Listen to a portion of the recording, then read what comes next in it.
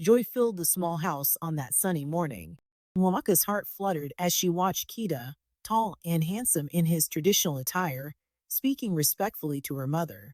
His deep voice carried through the living room as he declared his intentions to marry Wamaka. Everything felt perfect until it wasn't. Wamaka noticed something change in her mother's eyes. A strange glint appeared, one that she had never seen before. "Come with me," her mother said to Kita, her voice oddly cheerful. "Let me show you something." Standing in the doorway, Wamaka's stomach tightened as she watched her mother lead Kita toward her bedroom. The same bedroom she hadn't cleaned in months. Food containers littered the floor, dirty clothes hung from every surface, and the air itself seemed heavy with neglect. Wamaka wanted to run, to stop them, to do anything. But her feet wouldn't move. "This is how my daughter lives," her mother announced, her voice clear and deliberate. She gestured around the room like a tour guide showing off an exhibition. "My daughter is a lazy, dirty girl. This is who you want to marry." The words struck Wamaka like physical blows. She watched Chada's face change, from confusion to shock, then to disgust. His eyes darted around the room, taking in every detail of her shame, before finally landing on Wamaka herself. The warmth that had been there moments ago had vanished completely. "How can a beautiful girl like you live like this?" Kita asked, his voice thick with disappointment. Each word felt like a knife twisting in her heart. Without waiting for an answer, he turned to her mother. "I'm sorry, but I cannot proceed with this marriage." Wamaka's world crumbled as she watched Kita walk away, his brothers following behind him. She ran after him, her feet carrying her without thought, her voice pleading for him to reconsider. But his final words cut deeper than anything else. "I will not marry a pig for a wife." When she returned inside, her mother had already disappeared into her room, showing no sign of regret or explanation for what she had just done. Momaka stood in the middle of their living room, the same room that had been filled with hope just moments ago, feeling more alone than she ever had before. The question burned in her mind like a fever. How could her own mother do this to her? But the silence that followed offered no answers, only the sound of her heart breaking and the bitter taste of betrayal in her mouth. Her mother moved around the house as if nothing had happened, as if she hadn't just shattered her daughter's dreams into 1,000 pieces. She even prepared dinner, setting out a plate for Nwamaka as usual. But Nwamaka couldn't bring herself to eat. How could she, when the food was served by the same hands that had just destroyed her happiness? That night, as Nwamaka lay in her dirty room, surrounded by the evidence of her flaws that her mother had so cruelly displayed, she made a silent promise to herself. She would never understand why her mother had done this to her, but she would never forgive her either. Little did she know, this was just the beginning of a journey that would test not only her capacity for love, but also her understanding of what it means to be loved, flaws and all. Time passed slowly in the wake of Chada's rejection. Nwamaka spent her days avoiding her mother's gaze, and her nights wondering why fate had been so cruel. But life, as it often does, had other plans. It happened at Chinelo's house, during one of those evenings when Nwamaka sought refuge from her own home. Odili walked in, his presence filling the room with an energy that made her heart skip. He was Chinelo's brother's friend, freshly returned from the city, and his eyes seemed drawn to Nwamaka from the moment he entered. "There's something special about you," he told her later, his voice soft and sincere. Each word felt like a healing balm on her wounded heart. Days turned into weeks, and with each passing moment, Nwamaka found herself daring to hope again. But hope, she had learned, was a dangerous thing. "You need to clean your room," Chinelo advised one afternoon, her voice filled with concern. "Don't give your mother any ammunition this time." The word stung, but Nwamaka knew her friend was right. For hours, Nwamaka scrubbed and cleaned, sorted and organized. Her hands ached, but her determination didn't waver. With each bag of trash she removed, she felt lighter, as if she were clearing away not just the physical mess, but also the pain of her past rejection. When she finally showed her mother the clean room, something unexpected happened. Her mother smiled. It was a small smile, but it filled Nwamaka with cautious optimism. Perhaps this time would be different. The day of Odili's visit arrived with the promise of new beginnings. Nwamaka's mother had even gone to the market to buy special ingredients for the meal.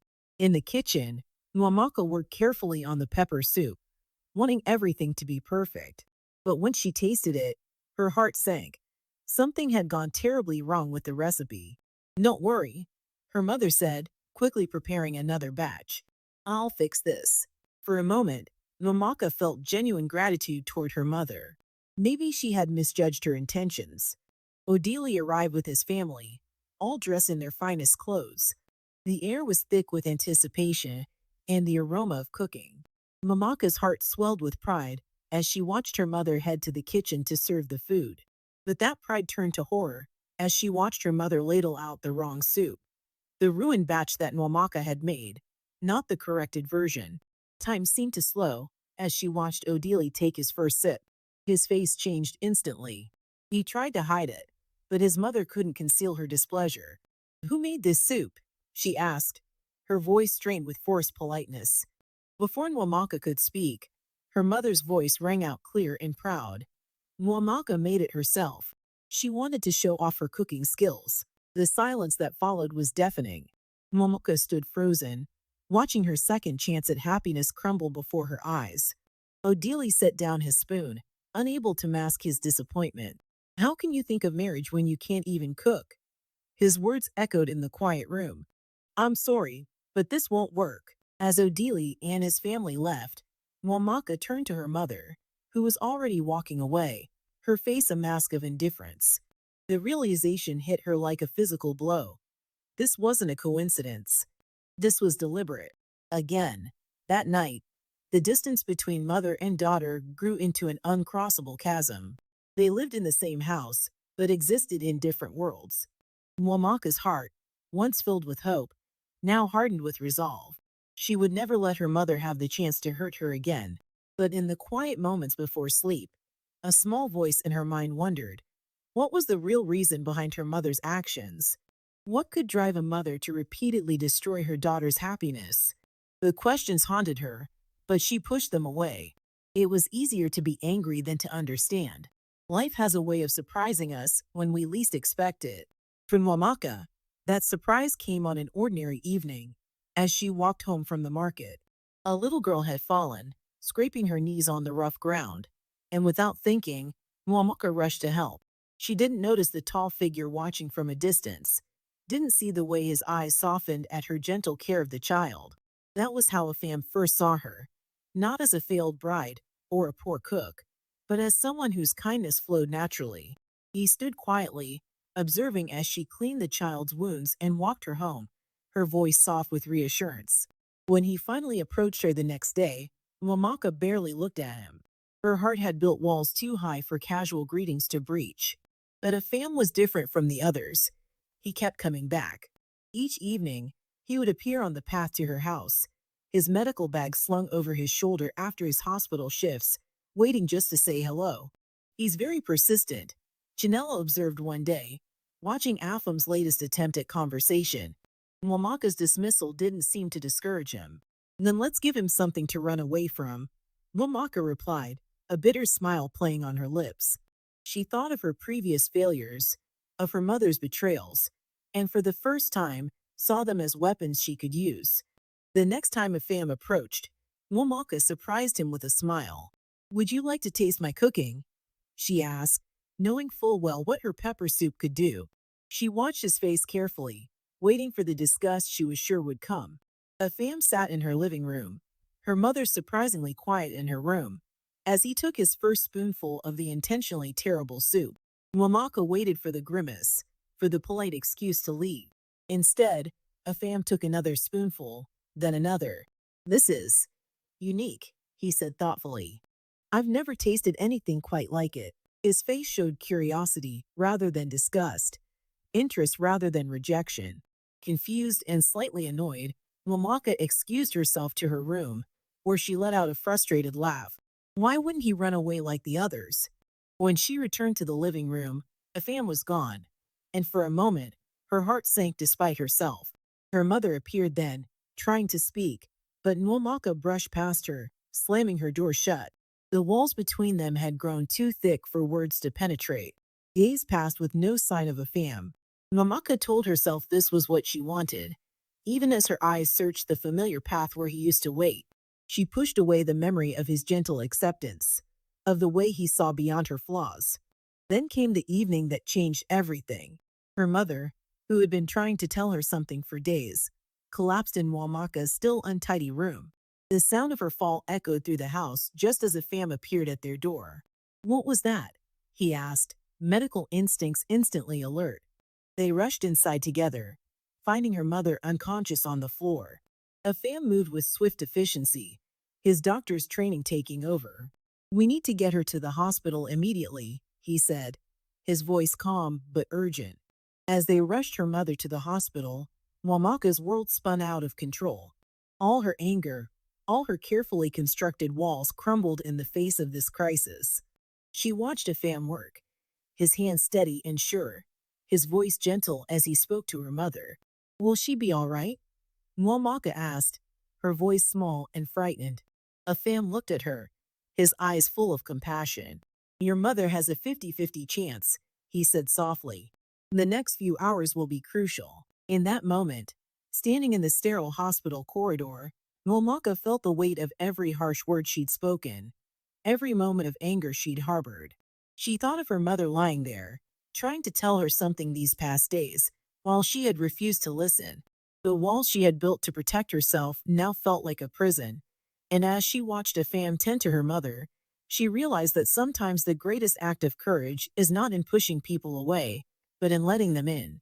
In the quiet of the hospital room, machines beeped steadily, marking each precious moment of her mother's life.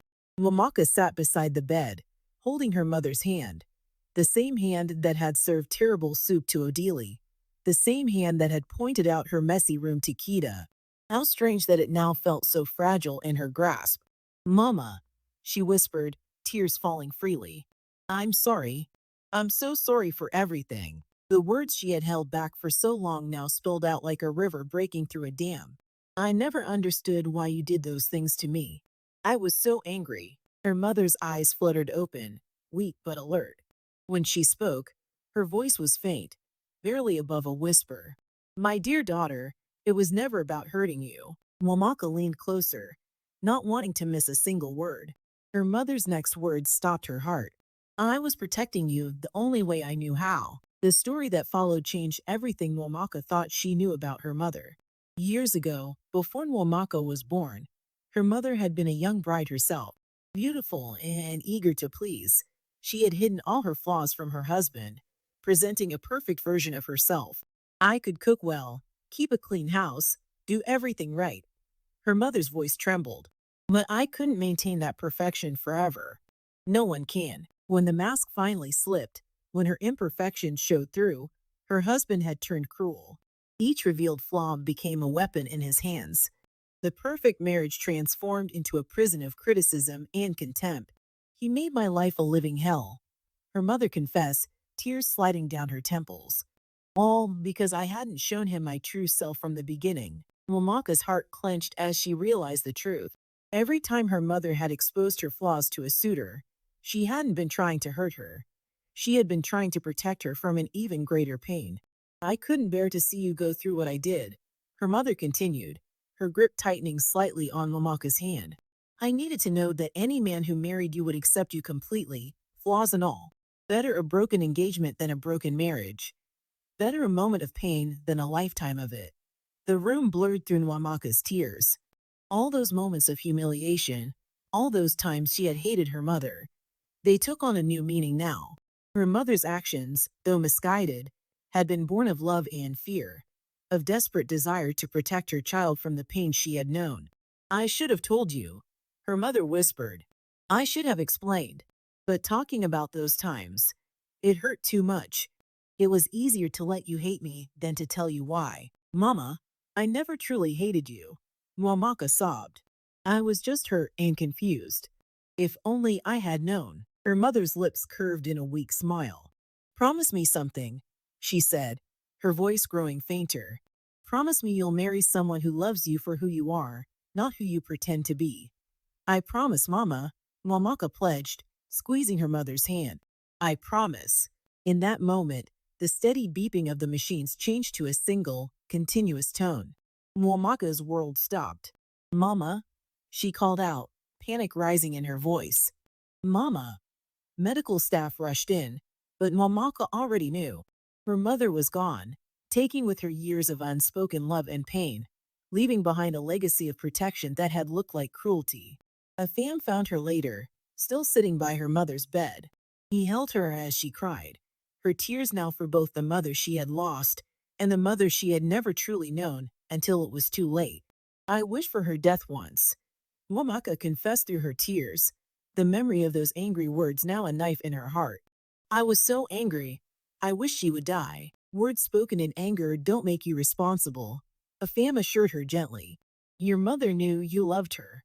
In the end, she made sure you understood she loved you too. But understanding came with its own pain. Every memory of her mother's actions now had to be rewritten in her heart. Every moment of perceived cruelty reframed as an act of desperate love. The truth had set her free from anger, only to bind her with grief and regret. Days after the funeral, grief hung heavy in Mwamaka's home. She moved through rooms filled with memories, touching things her mother had touched, understanding too late the love behind every action. The house felt different now, not just empty, but heavy with unspoken words and unrealized possibilities. One evening, as the sun was setting, Chinello burst through her door, breathless and urgent. You need to come with me right now, she insisted, pulling at Mwamaka's arm. What's wrong? Mwamaka asked, her heart racing with sudden fear. These days, urgency only meant bad news to her. It's a fam, Chinello said, already leading her out the door. Fear gripped Mwamaka's heart as they rushed through the village. Had something happened to him? After everything, after losing her mother, she couldn't bear to lose anyone else. But when they arrived at Afam's home, she found him standing there, very much alive, down on one knee. In his hands, he held a simple ring that caught the evening light. Will you marry me? He asked, his voice steady and sure. Mwamaka stood frozen, her mind struggling to process what was happening. Is this a joke? She whispered. Afam's eyes met hers with unwavering sincerity. I want to be with you, Mwamaka, to heal with you, to grow with you. I want to build a future with the real you, the woman who helps injured children, who tries her best even when she's afraid, who loves deeply enough to forgive. Tears filled Mwamaka's eyes as she remembered her mother's final words. Marry someone who loves you for who you are, not who you pretend to be. I know you can't cook well yet, Afam continued, a gentle smile playing on his lips. I know your room still gets messy sometimes. I know you're still healing from loss and learning to trust again. And I love all of it, all of you. But why? Mwamaka asked, her voice trembling. Why would you want someone with so many flaws? Because your flaws are part of your story, just like mine are a part of my story. Together, we can write a new chapter, one where we help each other grow, not hide who we are. In that moment, Mwamaka understood what her mother had wanted for her all along. Not a perfect marriage, but a true one. Not a husband who would love an illusion, but one who would cherish the reality. Yes, she whispered, then louder. Yes, Afam, I will marry you. He slipped the ring onto her finger and stood to embrace her. They held each other as tears fell. Tears of joy, of healing, of love that accepts rather than demands. In the months that followed, their love grew stronger through honesty and acceptance. Afam taught Mwamaka to cook, laughing with her through failed attempts and celebrating small successes. She learned to keep their home tidy not out of fear of rejection, but out of love for their shared space. On quiet evenings, as they sat together in their home, Mwamaka would sometimes think of her mother. She understood now that her mother's greatest gift hadn't been protection from pain, but the wisdom to recognize true love when it finally came. Love that didn't require perfection, only truth. I wish my mother could see us now, she said one evening, as Afam helped her perfect her pepper soup recipe. She does, he replied softly. She sees that you found exactly what she wanted for you. Someone who loves you not despite your flaws, but with them. Mwamaka smiled, touching the ring on her finger. Her mother's final lesson had led her here, to a love that didn't hide, didn't pretend, didn't need to be perfect to be real. She had found what her mother had always hoped she would find. Not a perfect love story, but a true one. In the end, she realized that true love wasn't about becoming perfect for someone else. It was about finding someone who would walk beside you as you both grew, someone who would hold your hand through the messy parts of life, someone who would see all of you, the good, the bad, the unfinished, and choose you anyway every single day. This was the love her mother had dreamed of for her. This was the love she had finally found. And in finding it, she had fulfilled not just her promise to her mother, but also her promise to herself to be truly, completely, unashamedly real, and to be loved exactly as she was. Years later, Nwamaka often sat in her garden, watching young couples pass by her gate. Sometimes they would stop to ask her advice, drawn by the stories they'd heard of her journey to love. She would invite them in, serve them her now perfect pepper soup, and share what life had taught her. Love, she would tell them, is not about finding someone perfect or becoming perfect yourself. It's about finding someone who will hold your hand while you both grow. She thought often of her mother in these moments. The words she had once spoken in anger, that terrible wish for her mother's death, had taught her the power of patience and understanding. Now, when couples came to her with stories of family conflicts, she would gently remind them that behind every parent's action, no matter how misguided, often lay a deep well of love. Her own home with the fam had become a testament to what she preached. Their kitchen bore the marks of countless cooking lessons. Their garden showed spots where plants had died and been replanted. Their rooms weren't always perfectly tidy, and that was exactly as it should be. They had built something real, something true, something that honored her mother's final wish. The greatest gift my mother gave me, she would say, touching the ring that still adorned her finger, wasn't protection from pain, but the wisdom to recognize genuine love when it finally came. Sometimes the hardest paths lead us to the truest destinations. And when young people asked her the secret to finding such love, Momaka would smile and say, be brave enough to be yourself, patient enough to understand others, and wise enough to know that real love doesn't demand perfection, it nurtures growth. In the end, her story had become more than just a tale of romance. It was a testament to the healing power of understanding, the strength found in vulnerability, and the profound truth that love, in its purest form, accepts us exactly as we are while inspiring us to become all that we can be.